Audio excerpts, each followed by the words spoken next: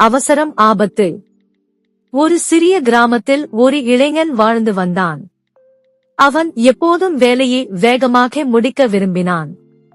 எதையும் சிந்திக்காமல் அவசரமாகச் செய்வான். ஒரு நாள் அவன் கிணற்றிலிருந்து தண்ணீர் எடுத்து வீடு திரும்பிக் கொண்டிருந்தான். அப்போது அவன் அவசரத்தில் பாதையை கவனிக்காமல் ஓடினான். திடீரென ஒரு பெரிய கல்லில் மோதி கீழே விழுந்தான். அவனுக்கு கால் காயம் ஏற்பட்டது.